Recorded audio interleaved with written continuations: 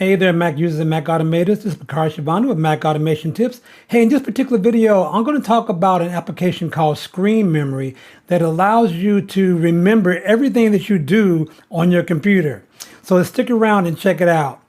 So yeah, I have an application that I just discovered this week, and I kind of want to share it. And it's called ScreenMemory. And basically what it does is it records everything that you do on your computer. And so let me show you some kind of the features of it. First off, let me just say right up front, it is at a very low price of $27 for the application. And you can also download it for free and try it out as well. And then you can pay the full amount for 27 bucks, not 27 bucks a month, but just $27, right? So basically what it does is that it just takes screenshots while you're at your computer, and then you can go back and review those screenshots at any time that you want. So let me show you the application here and find it right here.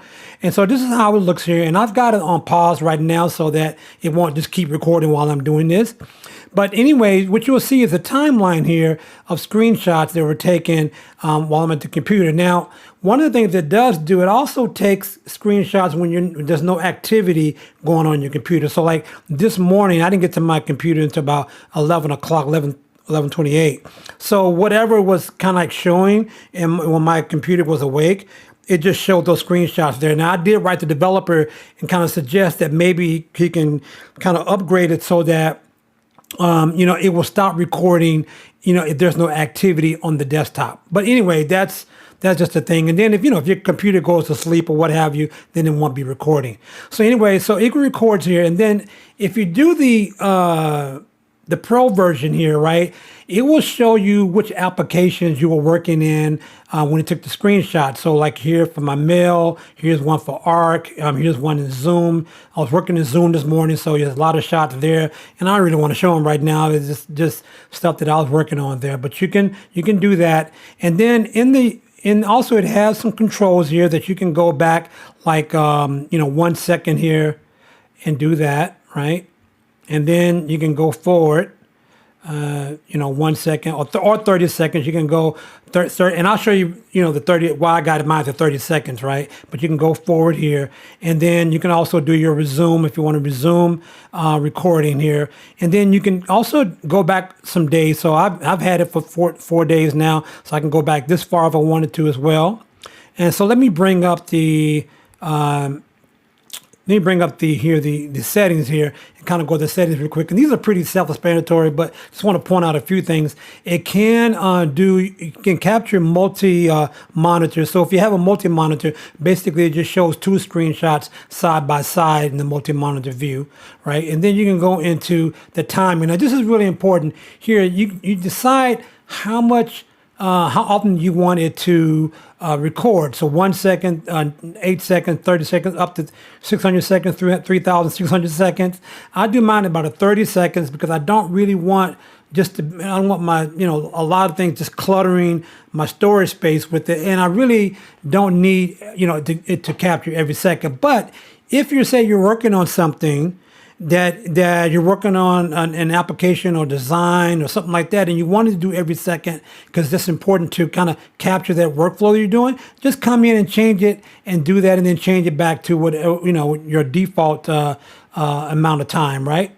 And then you can also start it. You can have it to end at say 1 in the morning, 12, 2 o'clock, 3 o'clock, that kind of thing. You can have your day ends there. And you can also do a search. I'm going to show you how to do a search. You can do searches. It will search, based on some words or, that you're looking for in a screenshot. And then it says it can perform accurate text searching process, which is better for like if you're trying to do OCR, right? It says turning this off will perform a lighter weight OCR on screenshots, right? So I kind of leave that enabled so that you can kind of give a better search if I need it, right? And then you can also put in your language auto there, and it has different languages here as well. And then over here, you can also select apps that you do not want it to record in. So like if you have your password manager or what have you, and you think you don't want that kind of sensitive information being recorded, you can just go through all these different apps and you can, and do that. And then let's go to the next one here. And then here, this is the kind of the pro version, which you paid the $27 for. One of the things you paid $27 for is basically, again, it will show the different colors of your app, the apps right there. So it will show you, like if I'm in Arc, which I'm in there the most. So Arc is blue right there. So it kind of gives you an idea in the timeline that the where the application is being recorded. Now, this coloring thing is a little bit buggy there, and he's working on that. He did write me back and tell me he's working on it. Sometimes it doesn't show up, but I think he'll get that fixed in no time. Same thing over here this is really important, is the storage. So I have mine set to dump the screenshots every 3 days. I really don't need it for longer than that. I don't think that if I find myself saying, "Oh, I wish I had something," I wish I could find something I took last week, then maybe I'll change it. But right now, I think every 3 days is fine there. All right, and so you can set that setting there, and then here's some advanced settings in your license, right? And so you can go here and you can search. So if you say ScreenMemory, okay, and I do that, you see where it brings up shots of the screen, where ScreenMemory is used, where that word is used, right? And you see where I did some typing about ScreenMemory in this screenshot here. So then if you really want to get to the shot, you just double click it, and it should open up. Right, it opens up in the Finder. Then you can find the shot, and then you can just kind of do a quick look or save it to your desktop or what have you to use that. So there you go. So it's really neat in that sense, and I don't think there's too much more. You can stop it. So because when you open the app, when you kind of activate the app, it still keeps recording. So I like to have it to for it to stop there when I'm inside. 'Cause I don't want it to keep recording.